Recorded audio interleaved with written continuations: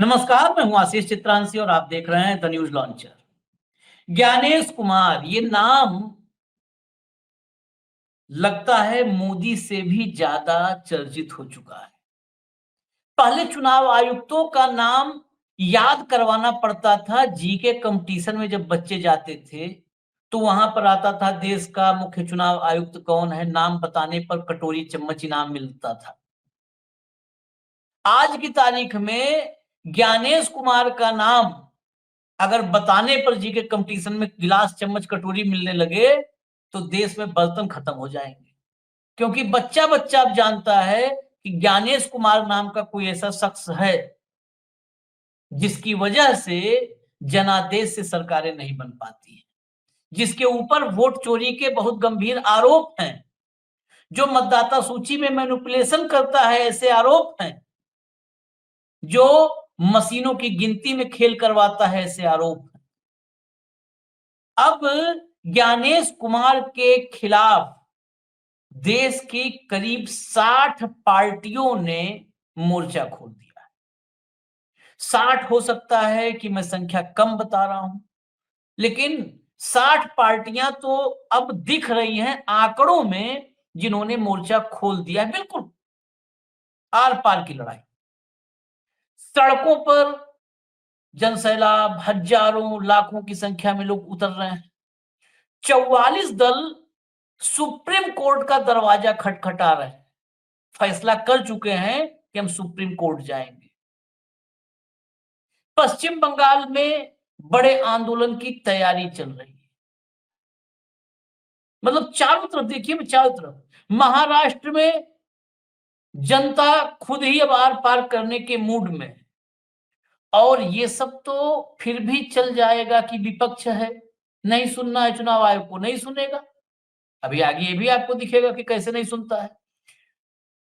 शाह का साथी भी अब अलर्ट मोड में जा रहा है, यानी अभी एक जा रहा है तो आगे एक एक करके सारे जाएंगे। शाह के साथी भी अलर्ट मोड में आ चुके हैं। भाव को लाइए, जब सब अलर्ट मोड में है तो हम लोग तो हमेशा अलर्ट मोड में रहते हैं। स्वागत है भाव। अब खबर दिखा देते हैं एक एक करके। लाइए भैया, खबर लाइए। एसआईआर के खिलाफ सुप्रीम कोर्ट जा रहे तमिलनाडु के सीएम स्टालिन के साथ 48 दल भी खटखटाएंगे दरवाजा। अब यहीं पर है, अलग अलग रिपोर्टों में थोड़ा सा ऊपर नीचे है आंकड़ा। 48 दल खटखटाएंगे दरवाजा। आगे आइए, नेक्स्ट ये एक्सप्रेस की स्टोरी है। 44 parties decide to move Supreme Court against SIR after meeting chaired by Tamil Nadu CM Stalin. Stalin की अध्यक्षता में जो मीटिंग हुई, सर्वदलीय बैठक हुई, उसके बाद 44 पार्टियों ने सुप्रीम कोर्ट जाने का फैसला किया है। नेक्स्ट आगे चलिए। स्टालिन सरकार भी एसआईआर को एससी में देगी चुनौती, सर्वदलीय बैठक में फैसला किए। अब ये 44 या 48 दोनों में से एक नंबर होगा। 44 ज्यादा ऑथेंटिक लगता है क्योंकि इंडियन एक्सप्रेस की रिपोर्ट है, बस यही एक वजह है जिसके लिए थोड़ा सा लगता है कि हाँ 44 ज्यादा सही होगा। 44 दल ये हैं। अब एसआईआर, ये 44 दल कौन से हैं जो सर्वदलीय बैठक में वहां गए थे, और ये तमिलनाडु के दलों को बुलाया गया था। छोटे बड़े, एक विधायक, एक गांव प्रधान, जितना था सबको बुला लिया था। और जोड़िए, नॉर्थ ईस्ट की तमाम पार्टियां वो एसआईआर के खिलाफ है। समाजवादी पार्टी एसआईआर के खिलाफ है, राष्ट्रीय जनता दल एसआईआर के खिलाफ है, वीआईपी मुकेश सहनी की वो एसआईआर के खिलाफ है, टीएमसी एसआईआर के खिलाफ है, सीपीआई एसआईआर के खिलाफ है, सीपीएम खिलाफ है, फॉरवर्ड ब्लॉक खिलाफ है, माले खिलाफ है, शिवसेना यूबीटी खिलाफ है, एनसीपी शरद चंद्र पवार खिलाफ है, एआईएमआईएम खिलाफ है, मुस्लिम लीग खिलाफ है, पीडीपी खिलाफ है, नेशनल कॉन्फ्रेंस खिलाफ है, कांग्रेस खिलाफ है। इतना तो जो खाली ऐसे आंख बंद करके सोचिए तो अलग अलग स्टेट की पार्टियां इतनी सामने आ जाएंगी। 60 से ज्यादा दल हैं जो खिलाफ। अब आगे जरा बढ़िए, अगली अब खबर लाइए, अगली खबर। तमिलनाडु के बाद बंगाल में एसआईआर के खिलाफ राजनीतिक माहौल तनावपूर्ण। कल अभिषेक बनर्जी ने टीएमसी के कार्यकर्ताओं के साथ और टीएमसी समर्थकों के साथ, बंगाल के लोगों के साथ, सबके साथ, टीएमसी मतलब बड़े पैमाने पर रणनीति बना रही है क्योंकि बंगाल पहला टारगेट है। एसआईआर हो तो कई जगह रहा है, 12 राज्यों में, लेकिन टारगेट पहला कौन है? वो है टारगेट बंगाल। बंगाल के लिए देखिए कितने बेचैन है ज्ञानेश कुमार। एसआईआर लग रहा है खाली बंगाल ही में हो रहा है, इतने बेचैन है ज्ञानेश कुमार। तो यही बहुत सारा इशारा कर देता है कि ज्ञानेश कुमार कितने बेचैन है बंगाल को लेकर के। अब आगे बढ़िए, नेक्स्ट आइए। नेक्स्ट ये खबर भी देखिएगा, मैंने कहा था सड़क से लेके और अदालत तक। उद्धव ठाकरे और शरद पवार करते रहे विरोध, चुनाव आयोग बोला जल्द होंगे बीएमसी के चुनाव। जानिए एमबीए नेताओं की क्या है मांग। चुनाव आयोग न हुआ, ऐसा लगता है कि पुतिन किम जोंग टाइप कोई है। अपोजिशन चुनाव आयोग कभी भी लोकतांत्रिक व्यवस्था में कोई फैसला लेता है तो फैसला सत्ताधारी दल से उसका कोई लेना देना नहीं होता है, राजनीतिक दलों से लेना देना होता है, जिसमें सत्ताधारी दल, विपक्षी दल, छोटे दल, बड़े दल, सबके साथ बैठक होती है। सिर्फ भाजपा छोड़ करके सब, भाजपा और भाजपा के जो भी अगल बगल चलने वाले सब चिंटू पिंटू टाइप के हैं उनको छोड़ दिया जाए, तो बाकी सब कह रहे हैं कि भाई बिहार में मतदाता सूची, महाराष्ट्र में दुरुस्त करो। और चुनाव आयोग क्या कह रहा है? तुम लोग क्या कहने सुनेंगे, बीएमसी चुनाव होंगे। मतलब देश की पॉलिटिकल लीडरशिप से ऊपर आयोग हो गया है। ये डेमोक्रेसी चलाने का जिम्मा चुनाव आयोग पे नहीं है, पॉलिटिकल लीडरशिप पे है। पॉलिटिकल लीडरशिप का बाप बनने की कोशिश कर रहा है ये, उनसे आम सहमति बनाने के बजाय। और तब ये देखिए दुस्साहस, देखिए जेड सिक्योरिटी वाला दुस्साहस है ये भाव, जेड सिक्योरिटी वाला। ये देखिए, ये देखने के बाद तो अलोकतांत्रिक संस्था भी कहती है भाई साहब बात करना चाहिए, इतने लोग हैं, इतने लोग हैं। ये सेंटीमेंट्स, देश के सेंटीमेंट्स को परिलक्षित करता है, प्रतिबिंबित करता है, दिखाता है दर्पण में। अलोकतांत्रिक व्यक्ति भी कहेगा यार बात करना पड़ेगा, अब तो ये बहुत लाखों लोग उतर रहे हैं सड़कों पर। लेकिन ये जेड सिक्योरिटी में बैठा व्यक्ति ऐसे लगता है कि जेड सिक्योरिटी में हम हैं, हमें क्या बात करनी है, उतरो, जिसको जितना उतरना उतरो। ये तस्वीरें अब अभी तक की, मतलब जो हमने आपको दिखाया कि सड़क पर और अदालत दोनों रास्ते, संसद में तो नो नो नो नो, संसद की बात कर लें तो no no no no no करने वाला एक व्यक्ति बैठा हुआ है वहां पर स्पीकर की कुर्सी पर। अब इतने पे चर्चा कर ले, फिर आगे हम आपको दिखाएंगे इन्हीं का शाह का साथी भी अलर्ट मोड में है। तो पहले इतने पे चर्चा हो जाए भाऊ। अब देखिए, अदालत में, हालांकि अदालत की बात करके निराशा कोई होती है, लेकिन फिर भी निराशा लोकतांत्रिक होती है। संस्था में लोग हाँ, जाते हैं। हाँ, जाते हैं। मैं एक बात बता दूं आशीष, एसआईआर जो है ये एक प्रक्रिया है हम्म, और ये प्रक्रिया होती है।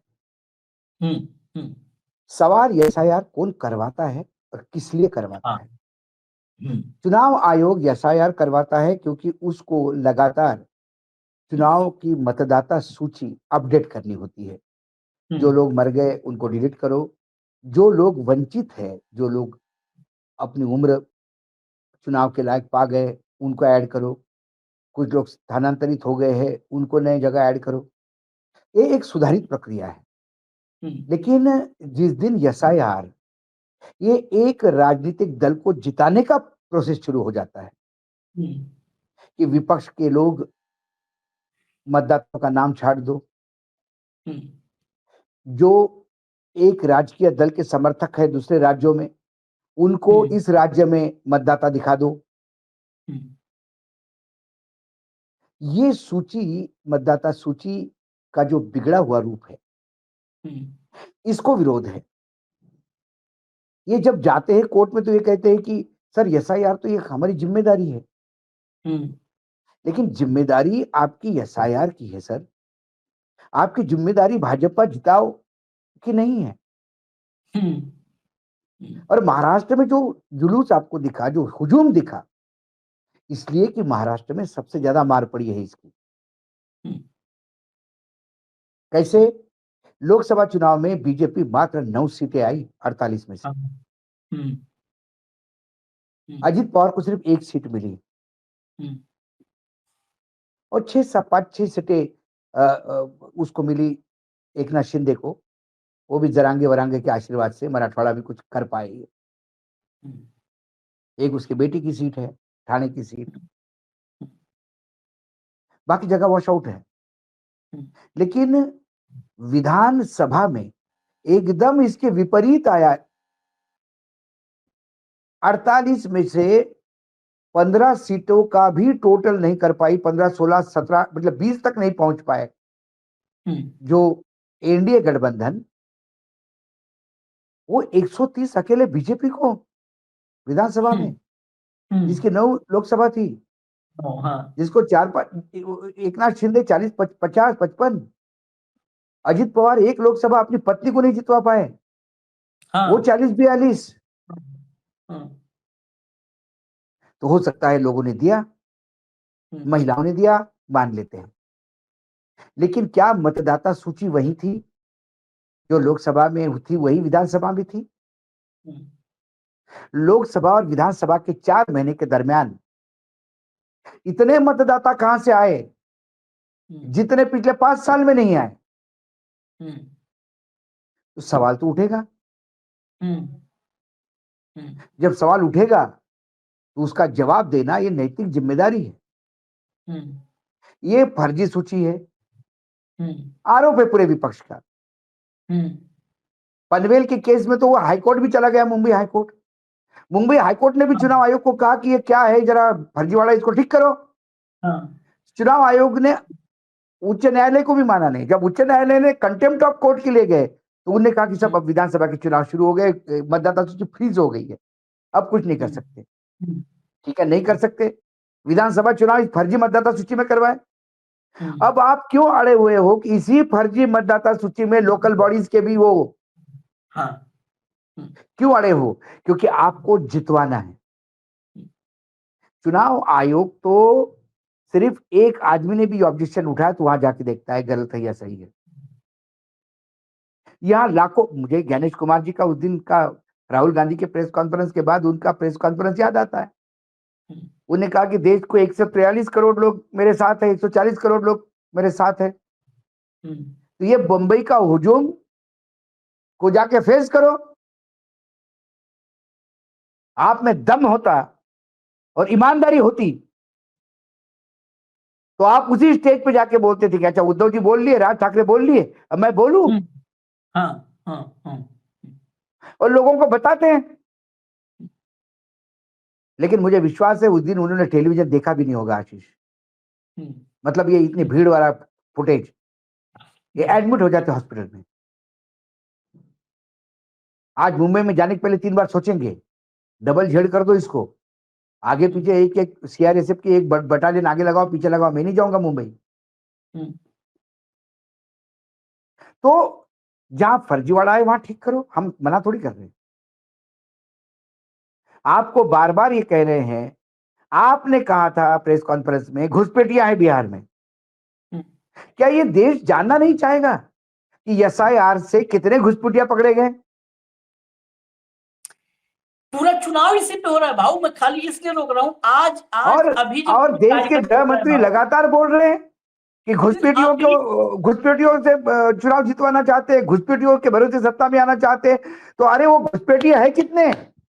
अरे अभी जब हम ये कार्यक्रम रिकॉर्ड कर रहे हैं, योगी आदित्यनाथ की रैली चल रही है और उस रैली में आदित्यनाथ को मैंने सुना इस बिटवीन द प्रोग्राम्स, जब हमको टाइम मिला अभी ये रिकॉर्डिंग शुरू करने से पहले, तो सुना 2-4 मिनट सुना मैंने। उसमें योगी ने कहा कि बस सरकार इस बार बनवाइए क्योंकि अब घुसपैठिए जितने सीमावर्ती जिले हैं यहाँ घुसपैठिए हम निकालेंगे। अरे घुसपैठिए तुम निकालोगे तो घुसपैठियों की सूची बताओगे? सूची? ये हेमंत विश्व शर्मा बार बार बोलता है कि डेमोग्राफी चेंज हो गई है, डेमोग्राफी चेंज हो गई है। गुजरात का, हमारे आसाम का कैसा होगा? ये हो रहा है, वो हो रहा है। पिछले आसाम ने पिछले 5 साल में, इसके पूरे कार्यकाल में 28 लोग निकाले इन्होंने, बांग्लादेशी। और ये 28 लोगों के भरोसे आसाम की डेमोग्राफी बदल रहा था ये आदमी। इनको घुसपैठियों से परेशानी नहीं, इनको मुसलमानों से परेशानी। जो मुसलमान विभाजन के बाद भारत को अपनी जन्मभूमि मानकर रुका,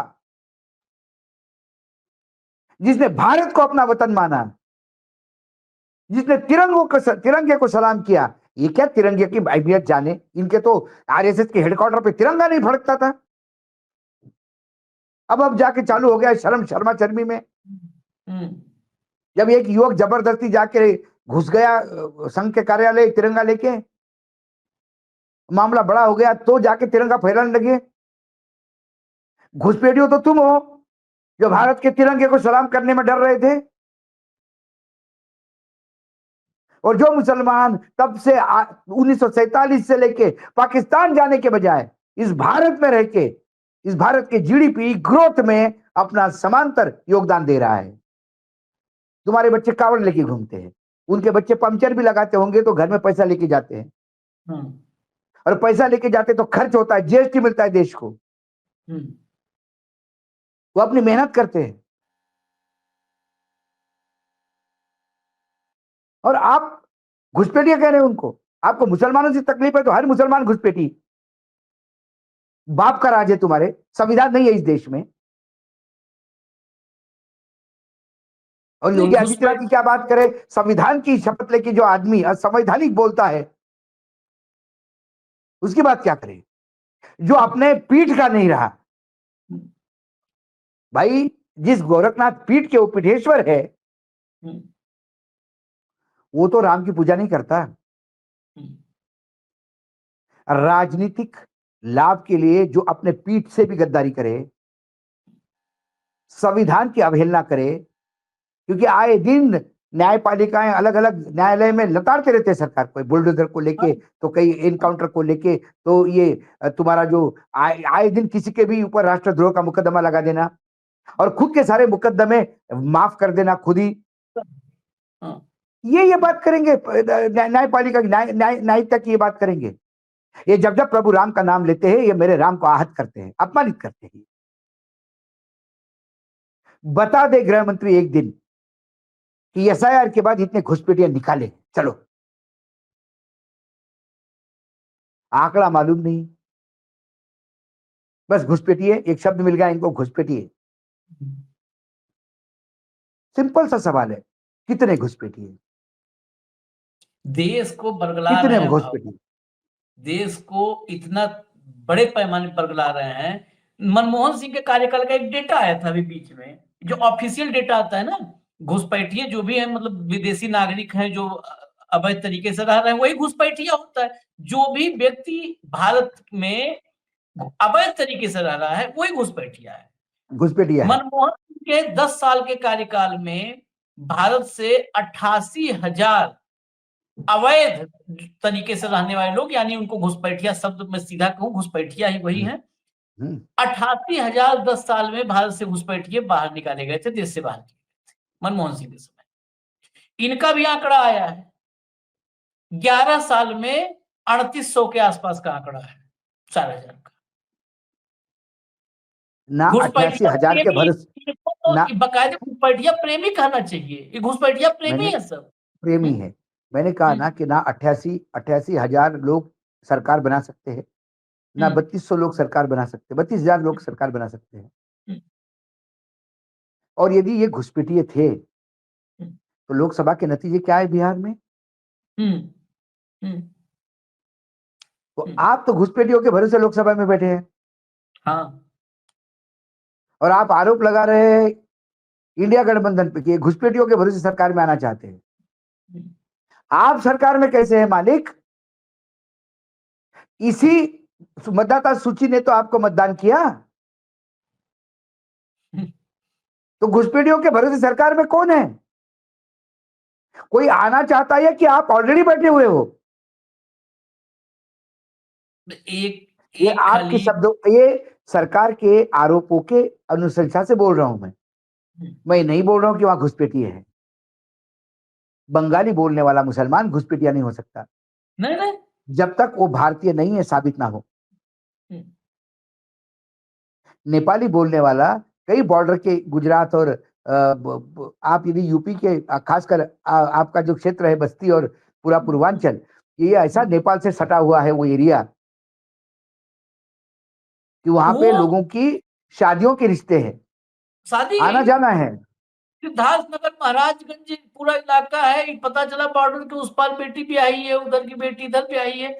वो भी एग्जाम्पल छोड़िए, अगर बंगाली बोलने वाला मुसलमान घुसपैठिया है तो फिर पूरा का पूरा पंजाब, ये हमारा देश ऐसे राजनीतिक नेतृत्व में है कि जो देश में अलगाववाद पैदा कर देगा।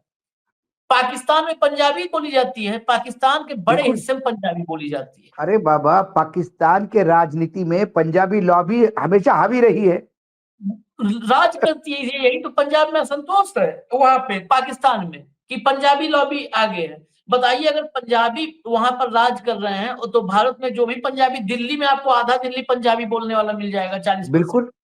सब घुसपैठिए निकाल दो भाई, अगर भाषा ही आपका पैमाना है, जब आपको पता है कि इसी भूभाग का हिस्सा है और बीच से बटा है, तो भाषा तो रहेगा ही। वो बंगा कैसी बात वही कर रहे हो? है, ढाका आपके को लाइन खींच ढाका। अरे आपके लाइन खींचने से रिश्ते खत्म हो जाएंगे,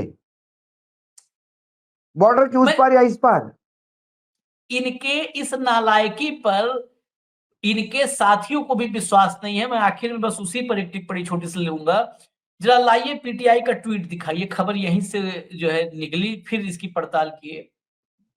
ये देखिए वीडियो, धर्मपुरी।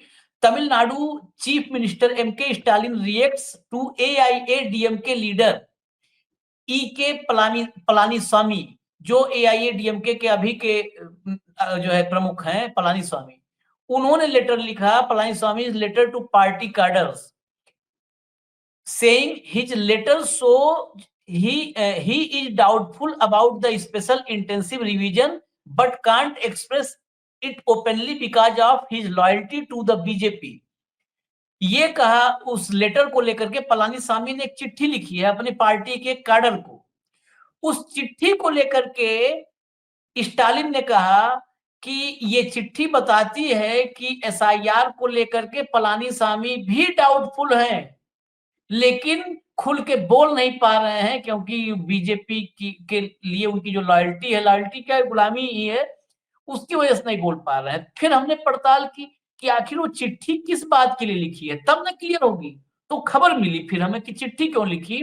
वो खबर भी अभी 24 घंटे के भीतर की है। ये है खबर, पलानीस्वामी की एआईएडीएमके के बूथ लेवल नेताओं से अपील। ये बूथ लेवल नेताओं से अपील किया उन्होंने, एसआईआर प्रक्रिया को लेकर हो सजग। और ये पूरी भीतर डिटेल में खबर है कि बूथ बूथ पर जाएं और सतर्क रहें वही एकदम। जो वही वही वही जो अभिषेक बैनर्जी कह रहे हैं, वही जो स्टालिन कह रहे हैं, वही जो उद्धव ठाकरे, राज ठाकरे कह रहे हैं, वही जो तेजस्वी कह रहे हैं, वही जो अखिलेश कह रहे हैं। तो बताइए, बस ये बताइए। पार्टनर है इनका।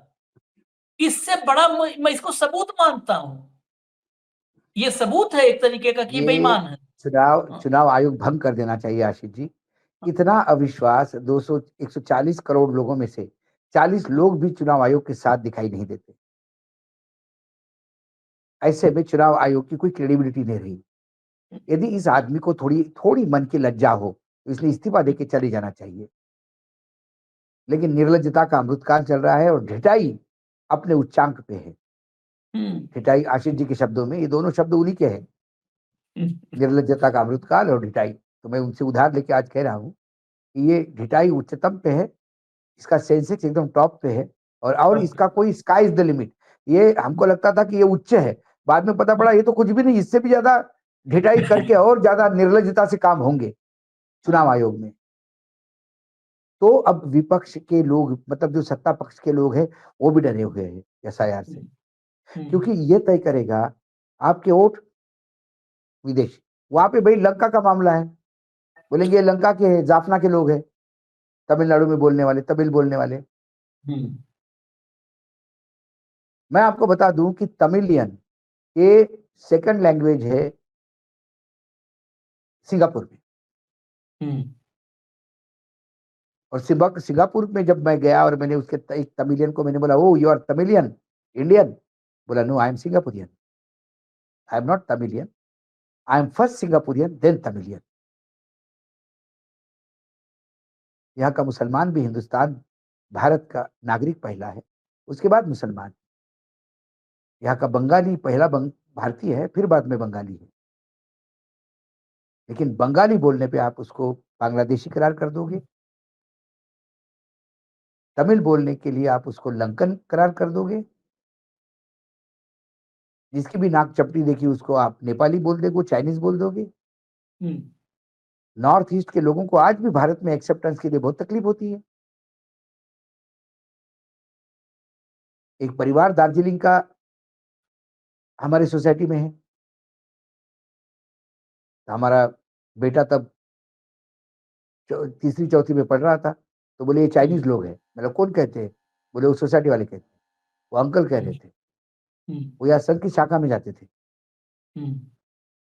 तो मैंने उनकी एक दिन कहा कि मैंने बच्चों को क्यों बरगला रहे हैं आप? हाँ, अभी जहर भर रहे हो। वो परिवार दार्जिलिंग का है, मेरा बहुत अच्छा, वो एक्सपोर्ट इंपोर्ट में काम करता है, देश के लिए विदेशी मुद्रा अर्जित करता है भाई। जब भी सोसाइटी में कोई फंक्शन होता है तो दोनों पति पत्नी बड़े उसमें लेते हैं। है, हम तो ऐसे हंस हंस के बोल दिए थे बच्चों को। पहले आपको शर्म नहीं आई बोलने में? उनको चीनी बोल देते, वो तो दुश्मन देश के है, बोले चीनी है। फिर उसको मैंने समझाया नॉर्थ ईस्ट क्या है बेटे को, आधा घंटा। मैंने बोला बेटा मेरा भी, हमारा भी जिला जो है वो तेलंगाना को लग के है, पुराना आंध्र प्रदेश। तो मतलब दिखने में मैं भी साउथ इंडियन दिखता हूँ, लेकिन मैं मराठी हूँ। हाँ, हम तो मराठी है, मतलब फिर साउथ इंडियन किसी लोगों को लगेगा? ऐसा थोड़ी होता है। भाषा जहां बॉर्डर है ना आशीष, वहां भाषा का फ्यूजन रूप मिलेगा आपको। हाँ हाँ, महाराष्ट्र का जो कन्नड़ बॉर्डर है, वहां आपको कन्नड़ बहुत अच्छी दिखाई देगी। आज भी संभाजी नगर यानी जो पुराना औरंगाबाद है, उस्मानाबाद है, वहां उर्दू के भयानक शब्द है। और वहां मैं ऐसे कई पत्रकारों को जानता हूं कि जो उर्दू बेहतरीन लिख सकते हैं, क्योंकि उनका एजुकेशन उर्दू में हुआ। शिवराज पाटिल जो स्पीकर रह चुके हैं, वो बेहतरीन उर्दू लिखते हैं और पढ़ते हैं, क्योंकि उनका प्राइमरी एजुकेशन उर्दू में हुआ। कालेकर के संपादक थे लोग अपने सकाल समूह के, मराठी का पूना का सबसे बड़ा अखबार। उन्होंने मुझे बताया कि हम उर्दू में, हमारा एजुकेशन ओरिजिनल उर्दू में हुआ प्राइमरी, क्योंकि निजाम की सत्ता वाला वो एरिया था। निजाम था, पूरा मराठवाड़ा निजाम के अंडर था। तो उनको मुसलमान माने, उनको कहे कि आपने उर्दू लिखी तो गद्दार हो गया। मतलब उर्दू बोली मुसलमान हो गए, बंगाली बोली बांग्लादेशी हो गए, तमिल बोली लंकन हो गए, थोड़ा नाक चपटा हो गया चाइनीज हो गए। क्या है ये? और ये जहर कौन फैलाता है? यही जो मैंने कहा, हमारी सोसाइटी में जिसने कहा चीनी, मैं खूब, मैंने बोला देखिए आप, मैं आपकी इज्जत करता हूं, आप बुजुर्ग है, और आइंदा यदि मैंने ऐसा सुना कुछ मजाक में भी बोलते हुए बच्चों को, I will take a strict action. चलिए, अब स्ट्रिक्ट एक्शन ज्ञानेश कुमार पर कौन लेगा, ये देखने वाली बात है। नहीं हमें फिलहाल ज्ञानेश कुमार पे एक्शन नहीं होगा। अगले साल ज्ञानेश कुमार को पद्म विभूषण यदि मिल जाए तो मुझे आश्चर्य नहीं होगा। हाँ, मिल सकता है। तो अब देखिए कब मिलता है, वही इंतजार करते हैं कब मिलता है। लेकिन ये देश कैसे चलाया जा रहा है उसका एक नमूना और बता दूं, क्योंकि एग्जाम्पल बता के जाना जरूरी है। जो दिखता है बिना बोले तो हम लोग रह नहीं पाते। पिछले 2 दिन से राहुल गांधी और प्रियंका, मतलब राहुल प्रियंका की रैली, वो उसकी रीच कंप्लीटली स्क्वीज्ड कर दी गई, बिल्कुल रोक दी गई, बिल्कुल रोक दी गई है। क्योंकि जब तुलना हो रही थी, और मेरे पास उसके डेटा है, राहुल ने जब बिहार में रैली शुरू की, 10,000 11,000 लोग एक एक चैनल पर, न्यूज लॉन्चर छोटा चैनल है उस पर 11,000 लोग लाइव देखते थे, और तमाम चैनल है 11,000 लोग एट ए टाइम लाइव देखते थे। मोदी पर, नरेंद्र मोदी के अपने चैनल पर इतना लाइव नहीं देखते थे। बाकी और जगह तो छोड़ ही दीजिए, कहीं 500 देख रहे, कहीं 700 देख रहे। पिछले 2 दिनों से एकाएक, परसों तक 8,000 10,000 लाइव देखते थे, एकाएक कल से लाइव शेड्यूल किया जाता है, उसका नोटिफिकेशन नहीं जाता, क्योंकि मेरे पास मैसेज भी बहुत सारे आए कि नोटिफिकेशन नहीं आ रहा है, और वो 1000, 1200, 1500 तक बड़े मुश्किल से जा पाता है। जो 10,000 लोग एकाएक, ऐसा तो होता नहीं कि ओवरनाइट रात में सबने फैसला किया कि आज से राहुल गांधी की रैली नहीं देखेंगे, रातों रात फैसला हुआ, ऐसा तो होता नहीं। तो ये खेल सब समझिए, ये कहां तक इस लोकतंत्र में गिरेंगे और इस लोकतंत्र को कहां गिरा करके दफन करेंगे, सावधान रहिए। ये यूट्यूब नहीं दिखाएगा, कोई बात नहीं, आप आंख कान खोलिए, ढूंढ करके निकालिए, आप सुनिए, आप लोकतंत्र बचाइए, आप संविधान बचाइए, और हमें इजाजत दीजिए, क्योंकि हमें फिर आना है आपके पास। धन्यवाद भाऊ, बहुत बहुत धन्यवाद। नमस्कार। नमस्कार।